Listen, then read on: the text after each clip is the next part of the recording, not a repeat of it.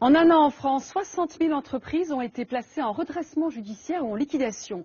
Et près de 65 000 seraient sur le point de mettre la clé sous la porte. C'est quand tout va mal qu'interviennent des hommes de l'ombre. Ils sont administrateurs judiciaires ou liquidateurs. Parfois aussi on les surnomme les fossoyeurs. Alors qui sont-ils et quel est exactement leur rôle? Nous avons pu suivre certains d'entre eux dans des situations critiques et nous avons dressé le portrait de professions méconnues qui suscitent à la fois les espoirs et les craintes de milliers de salariés et de patrons. C'est un reportage signé Sylvain Louvet qui répondra ensuite aux questions de Françoise. Le travail de toute une vie peut parfois se jouer en seulement quelques minutes. Roger Chappé s'est construit tout seul. En 25 ans, il est passé d'ouvrier à patron de sa PME. Un PDG, aujourd'hui au bord de la faillite. Je peux pas l'envisager.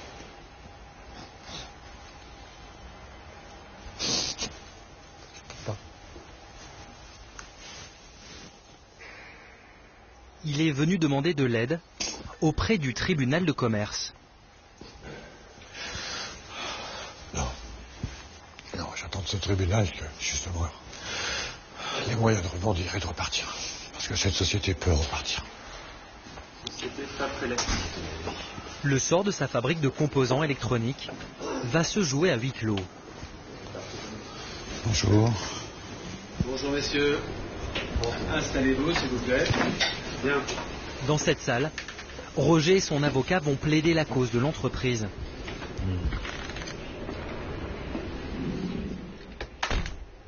30 minutes d'audience. Les juges ont finalement décidé de laisser une seconde chance à ce dirigeant C'est une belle victoire. en lui donnant un ange gardien. C'est pas trop mieux maintenant. Cet ange gardien, le voici. Il s'appelle Gérard Piolet. Il est administrateur judiciaire. C'est une sorte de médecin dont les patients ne sont pas des particuliers, mais des entreprises malades. Il vient pour la première fois dans l'usine de Roger. Tout le monde va devoir s'y habituer. Et nous, on change de côté. Il y a désormais Ah oui, oui, vous venez avec moi, oui. un deuxième patron. Bonjour mesdames, messieurs. Je me présente tout d'abord, donc Gérard Piolet, l'administrateur judiciaire. Le rôle de l'administrateur, c'est de copiloter l'entreprise avec le dirigeant. Par exemple, si on doit réaliser des actifs, si on doit embaucher, si on doit licencier, tous ces aspects un petit peu stratégiques nécessitent, je dirais, la ratification de l'administrateur judiciaire. C'est vous le nouveau patron? Non, c'est l'entreprise de quelqu'un d'autre. C'est la destinée de quelqu'un d'autre. Je ne suis que de passage. Ils interviennent quand tout va mal dans votre entreprise. De ces professionnels, vous attendez beaucoup. Mais quand ils ne parviennent pas à réanimer votre société à l'agonie, ce sont eux également qui seront chargés d'organiser ces obsèques. Ils sont administrateurs ou liquidateurs judiciaires. Ils s'expriment rarement sur leur métier. Pourtant, ces hommes de l'ombre jouent un rôle crucial en temps de crise. En France, 65 000 entreprises seraient aujourd'hui entre la vie et la mort. Sauveurs ou fossoyeurs enquêtent sur une profession que redoutent salariés et dirigeants.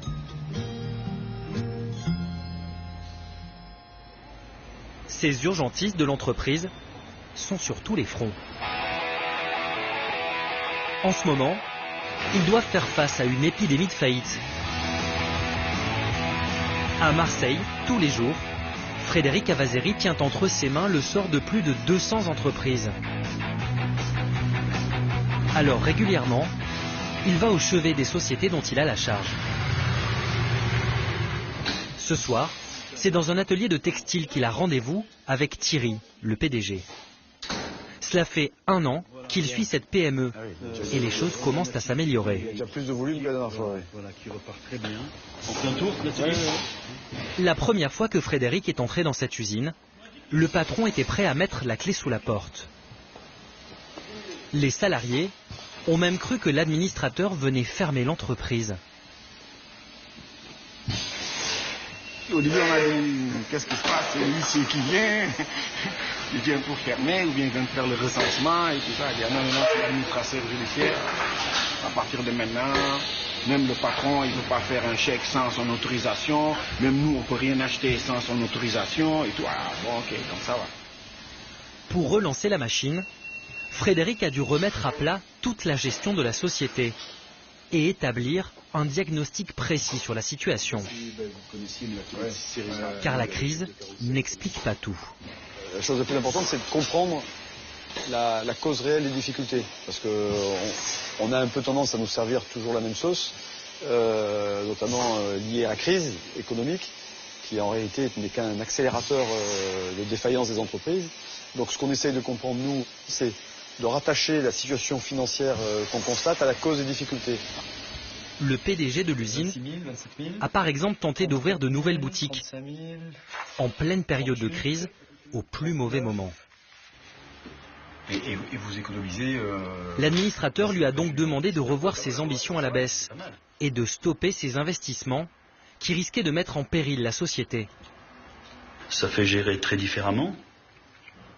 Arrêter de dépenser l'argent qu'on n'a pas. Hein, ce qui est, mais ça arrive souvent, c'est vrai, quand on est un petit peu la fougue, un peu entrepreneur, on a envie d'aller de l'avant et de prendre quelques risques. Moi, je suis plutôt dans ce tempérament-là. Là, tout est remis en question. Dans quelques semaines, le tribunal de commerce examinera le travail de Frédéric et décidera du sort de cet atelier. Le rôle de l'administrateur ne se résume pas à épauler les dirigeants. Il doit aussi rassurer les salariés en jouant parfois les pacificateurs. Ce soir, dans les quartiers nord de Marseille, une réunion difficile l'attend, au siège d'une association d'aide à domicile. À l'intérieur, 300 salariés en ébullition. Cela fait des mois qu'ils sont dans l'incertitude. Je vous remercie d'être aussi nombreux aujourd'hui parce que je pense que Frédéric vient leur annoncer une bonne nouvelle. Un repreneur s'est manifesté. Ça fait quand même quelques temps que ça dure. Exactement. L'offre est sérieuse. Il est prêt à tout reprendre, même les dettes. Il est prévu de rembourser 100% du passif sur une période de 10 ans, ce qui est le délai habituel en matière de plan de redressement par voie de continuation. Pourtant, ces salariés restent très inquiets. Il peut y avoir des personnes à temps plein qui peuvent basculer à temps partiel. L'administrateur doit à tout prix les rassurer. Il n'y a pas le début d'un commencement de changement. Vous gardez vos avantages acquis, vous gardez répondre votre travail, à chacune de leurs questions. Ne dramatisez pas une situation qui ne l'est pas. Ce qui nous intéresse le plus, c'est savoir vraiment où on va. Quoi. On va au plan de redressement par voie de continuation. S'il déploie autant d'énergie, c'est qu'il ne faut surtout pas qu'une grève ou qu'un conflit social vienne tout compromettre. On n'a eu aucune difficulté, pas de préavis de grève, pas de mouvement. Ça a été vraiment un échange très constructif. C'est la hantise de l'administrateur. Ah oui. Non, ça, il faut l'éviter. Enfin, moi, ça m'est encore jamais arrivé, mais il faut tout de suite déconnecter les salariés en grande difficulté de l'angoisse qui les mine, quoi. Donc, il faut désamorcer tout de suite. Frédéric les a ralliés à sa cause, mais les angoisses des salariés sont parfois justifiées. Car dans certains dossiers particulièrement difficiles, l'administrateur doit prendre des mesures drastiques. Nous sommes à des centaines de kilomètres de Marseille, à Agetmo, un petit village perdu dans le sud-ouest. Il y a 10 ans, c'était l'une des capitales françaises de la chaise. 2000 personnes travaillaient dans ce secteur. Mais ces dernières années, 4 usines ont mis la clé sous la porte. Et la dernière de la commune est désormais sur la sellette.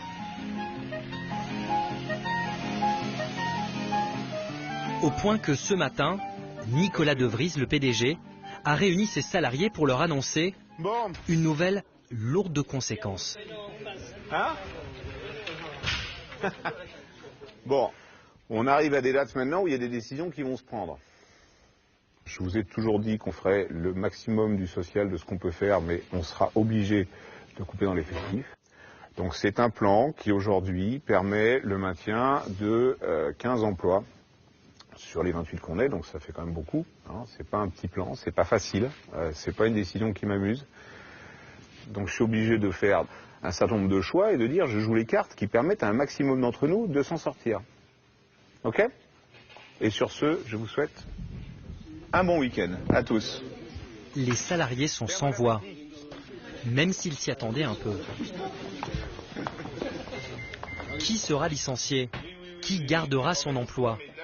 Chacun regagne son poste avec l'incertitude du lendemain. Comme David, l'un des techniciens. Vous êtes inquiet? Quand même, hein.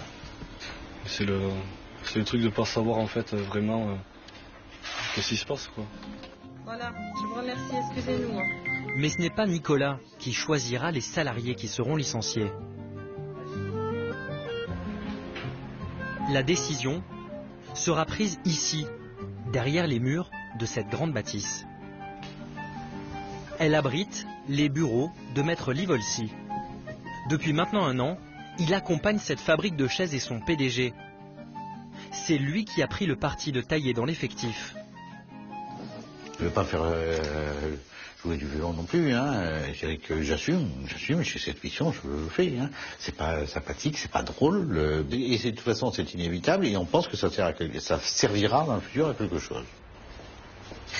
Aujourd'hui, pour choisir les salariés qui seront licenciés, il va consulter les délégués du personnel, qui en ce moment dorment plutôt mal. Comment vous vous sentez aujourd'hui? En ce moment, je me réveille à 2-3 heures du matin et j'y pense. Hein. Inconsciemment, même sans le vouloir, j'y pense. Hein. Même ceux-là qui ne viennent pas à ma place aujourd'hui, ceux qui sont dans l'atelier doivent y penser. Ils doivent se dire, ils savent très bien compter, 1 sur 2. Est-ce que c'est lui, est-ce que c'est moi voilà. D'habitude, c'est à huis clos que Maître Livolsi prend ce genre de décision. Bonjour madame. Bonjour monsieur. Bon, si vous voulez bien passer. Mais exceptionnellement, il a accepté de nous laisser filmer cette réunion. Ce projet, c'est la suppression de postes. Ouais. Donc, qu'on soit bien clair, a priori, on ne parle que des postes et pas des personnes. Oui. Je veux que ça ne sorte pas de ce local. Qu'on soit bien clair. Oui. Bon, Maître Livolsi veut d'abord supprimer les postes dont les salaires pèsent lourd. Le VRP multicarte, il n'y en a qu'un. Un responsable commercial, il n'y en a qu'un.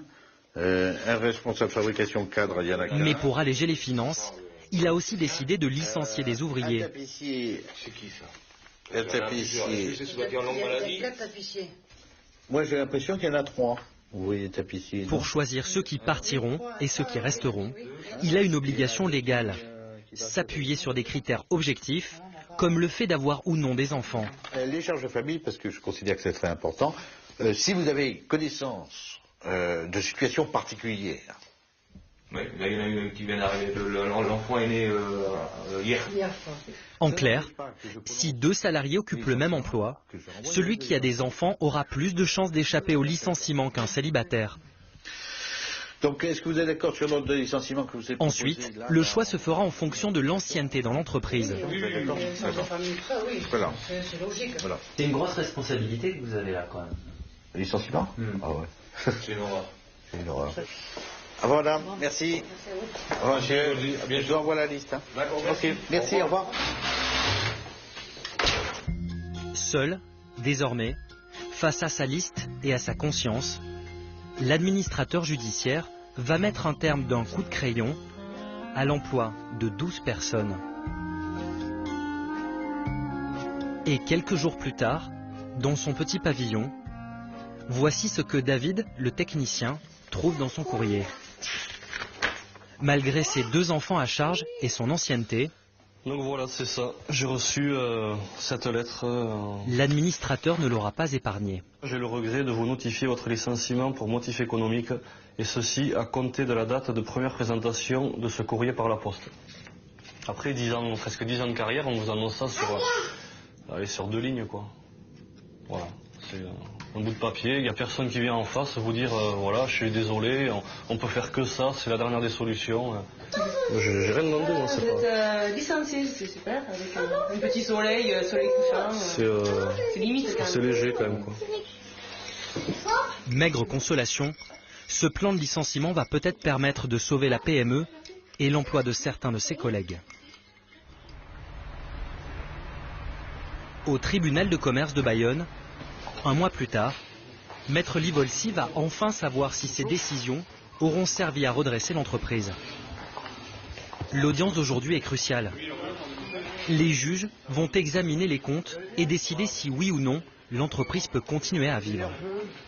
Nicolas, le PDG, est plutôt confiant. Après la phase de licenciement, est-ce que l'entreprise se porte mieux déjà? Déjà, on a eu beaucoup moins de trésorerie à sortir en fin de mois pour faire les payes. Donc ça a mis un peu d'oxygène. Une heure de débat et le verdict tombe. L'usine ne fermera pas. Enfin, pas dans l'immédiat.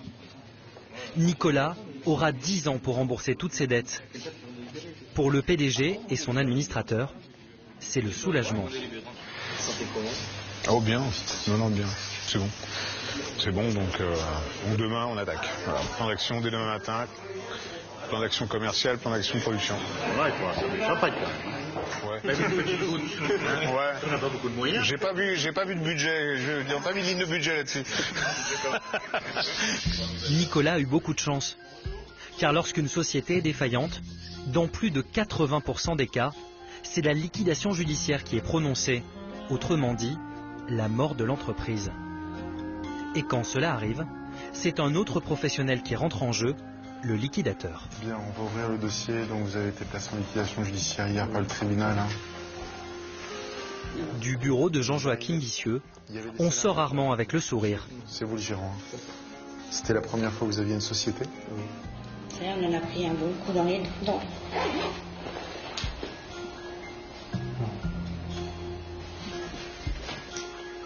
Je vous raccompagne, monsieur Lame. Vous me suivez? Car sa mission est simple. Quand une entreprise ferme, Jean-Joachim doit la vendre pièce par pièce pour payer une partie des dettes. Comme lui, ils sont seulement 300 en France à exercer cette profession. Et avec la crise, il ne manque pas de travail.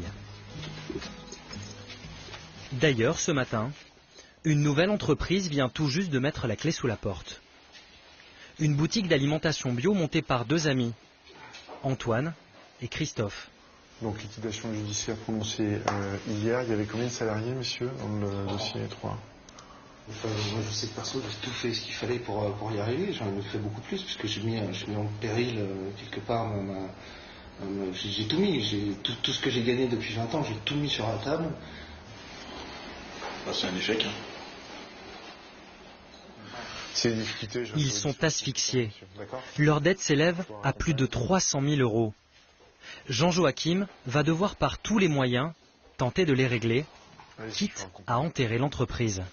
Mais là, une bonne partie de votre travail, c'est quand même de fermer la boutique, si je puis dire. Oui, parce que effectivement, 80% des dossiers, c'est souvent ça, mais il faut bien que quelqu'un le fasse.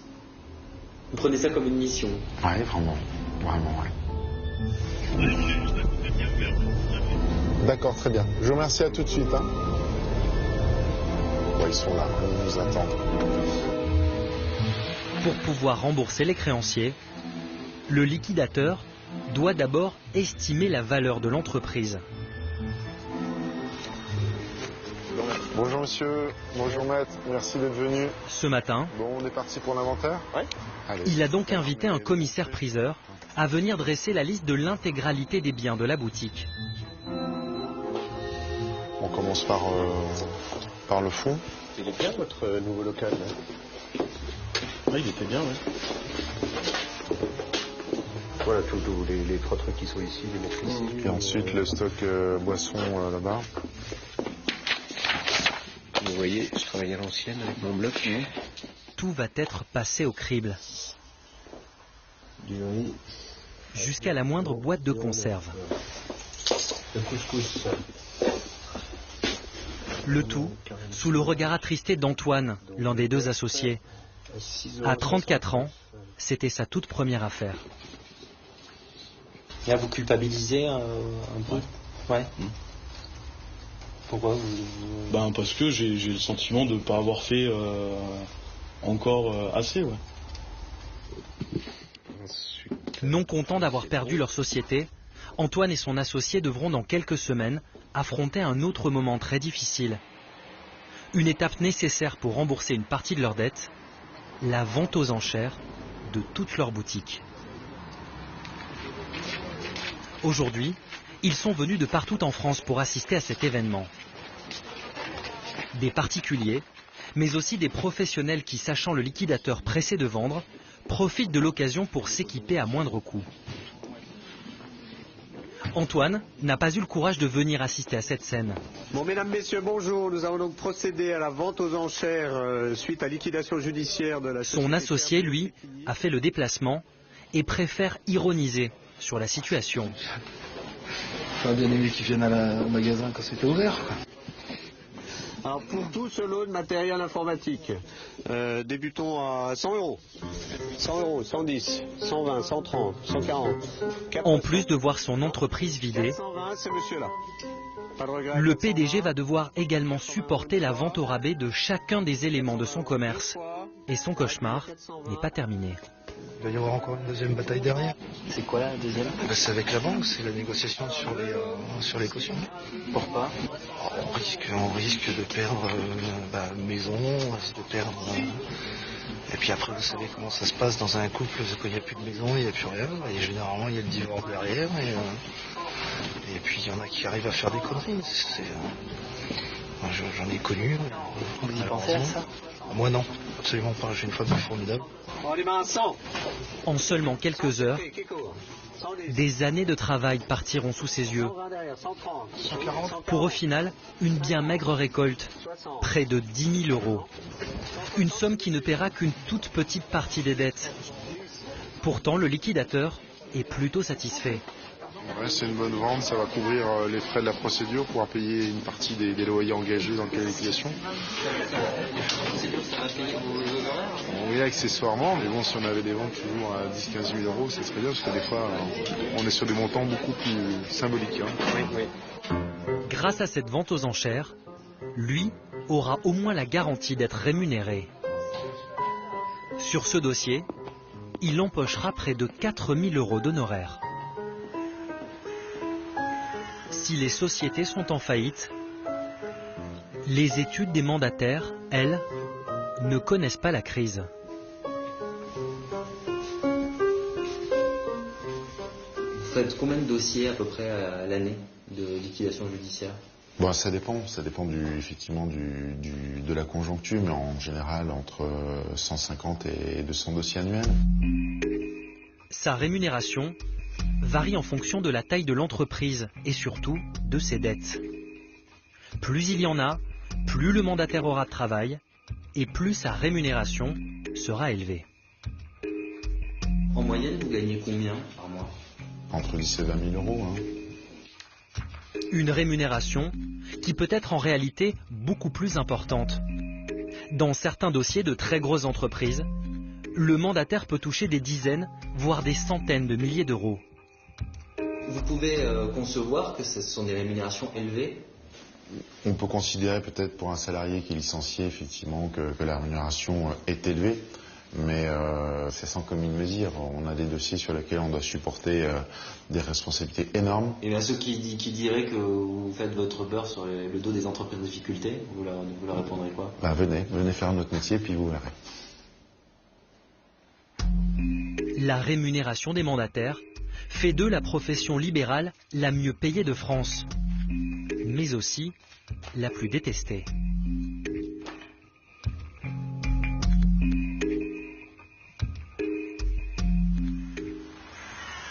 Leurs honoraires seraient beaucoup trop élevés. Ils viendraient aggraver les difficultés de ces entreprises malades, d'autant qu'ils s'accompagneraient parfois de pratiques pour le moins douteuses.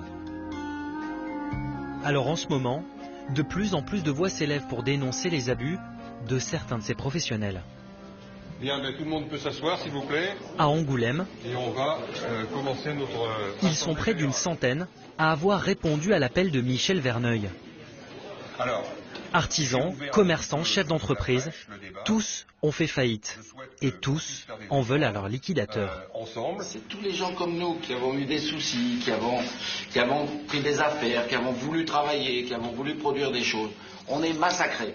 Parce que le jour où vous allez au tribunal devant un mandataire judiciaire et que vous déposez le bilan, vous êtes à moins que rien pour eux. Les grosses têtes, c'est ces gens-là, il faut les mettre en prison. Ils sont tous les uns et les autres, voilà, et puis voilà, c'est des équipes. C'est incroyable, incroyable. Et un nom revient souvent, celui d'un mandataire de la région, Maître Torelli. Beaucoup ici lui reprochent d'avoir pratiqué des honoraires abusifs et facturé à des tarifs exorbitants, même les actes les plus anodins, comme les photocopies. Quelle que soit l'affaire, que ce soit une affaire à 10 000, une affaire à 100 000 ou une affaire 2 millions au droit, on a une seule chose qui est en place, c'est 800 photocopies à 0,80 à tout le monde. Ce mandataire est d'ailleurs dans le collimateur de la justice. Il aurait perçu plus d'1 million d'euros d'honoraires de façon injustifiée dans plusieurs dossiers, ce qu'il conteste. Après des semaines de tractation, il a accepté de nous recevoir dans le bureau de son avocat. Bonjour. Merci de nous recevoir. Oui. Il nie en bloc les accusations portées contre lui.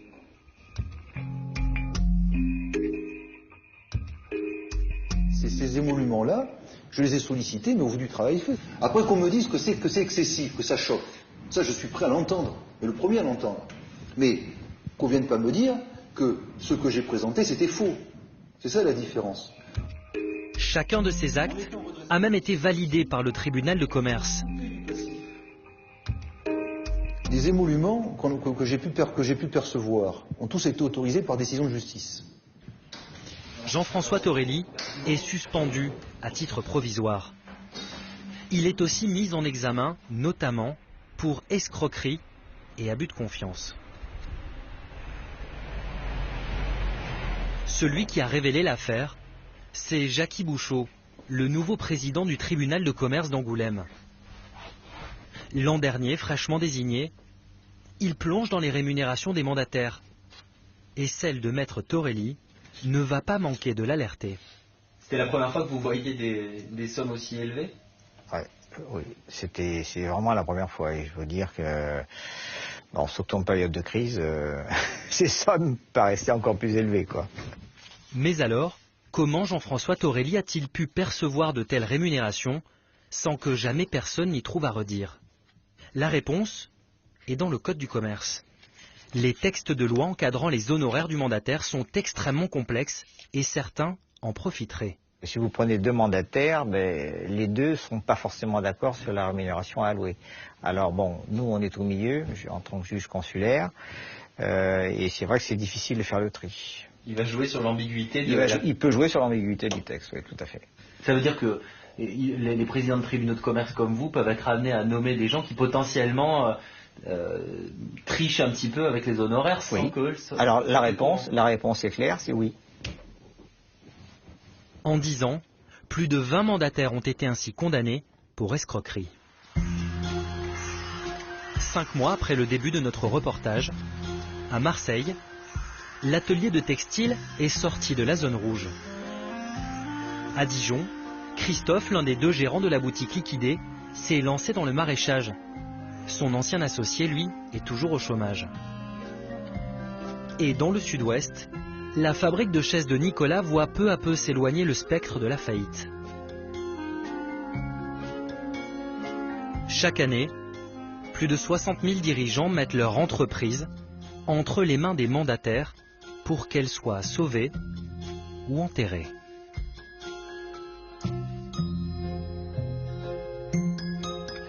Bonsoir Sylvain. Bonsoir Françoise. Alors pourquoi des entreprises en difficulté et des administrateurs judiciaires, des liquidateurs qui interviennent dans des moments particulièrement délicats ont-ils accepté de se laisser filmer? Ont-ils accepté de témoigner? Alors, ce n'a pas été simple. Ce qu'on voit dans le reportage, très peu de personnes ont voulu le montrer. En fait, on est dans une situation de crise aujourd'hui. Donc, pour certains patrons, c'est toute une vie qui s'effondre. Et effectivement, certains patrons avaient à cœur de montrer qu'ils se battaient pour sauver leur entreprise. Côté liquidateur, C'est vrai qu'ils interviennent quand tout va mal et ils sont parfois amenés à prendre des décisions drastiques, comme on l'a vu dans le reportage, à établir des plans de licenciement, à choisir même ceux qui vont être licenciés. Et ils avaient là aussi à cœur de montrer que tout ça, finalement, permettait parfois de sauver des entreprises. Voilà. Alors justement, ces administrateurs judiciaires, est-ce qu'ils en sauvent beaucoup d'entreprises ? Eh bien non, pas tant que ça. Ils en sauvent 20%. En général, les entreprises en difficulté sont sauvées. Mais c'est peu, c'est 1 sur 5. C'est 1 sur 5 et c'est une spécificité française. À titre de comparaison, c'est 2 fois moins important qu'en Grande-Bretagne, 3 fois moins important qu'en Italie. Parce que bien souvent, les patrons d'entreprise tardent à réagir. Ils tirent la sonnette d'alarme beaucoup trop tard. Donc quand l'administrateur récupère une entreprise en difficulté, elle est quasiment déjà morte. La deuxième raison à cela, c'est que, en général, quand vous êtes administrateur et que vous avez une étude, parfois vous avez beaucoup trop de dossiers, vous êtes débordé. Un chiffre, il y a 150 administrateurs pour 60 000 entreprises en difficulté. Ça veut dire que parfois, ils ne savent plus quoi faire de ces dossiers-là. Ils sont sur leur bureau et ils essayent tant bien que mal de tout gérer. Alors, pas assez d'administrateurs, parfois des abus, comme vous le montrez dans ce reportage. Est-ce qu'il faut réformer le statut de cette profession ? Alors, aujourd'hui, une réforme est à l'étude. 2 pistes sont explorées. Ouvrir la profession à des avocats d'affaires, à des experts comptables qui seraient chargés de s'occuper justement de petites entreprises en difficulté, puisqu'ils le font déjà dans certaines procédures. La deuxième piste qui est explorée, ça serait pour accentuer un peu le contrôle sur ces professionnels, former des juges professionnels à ces problématiques d'entreprises en difficulté. Mais là, peut-être pour des plus grosses entreprises. Pour des gros dossiers, effectivement. Merci Sylvain.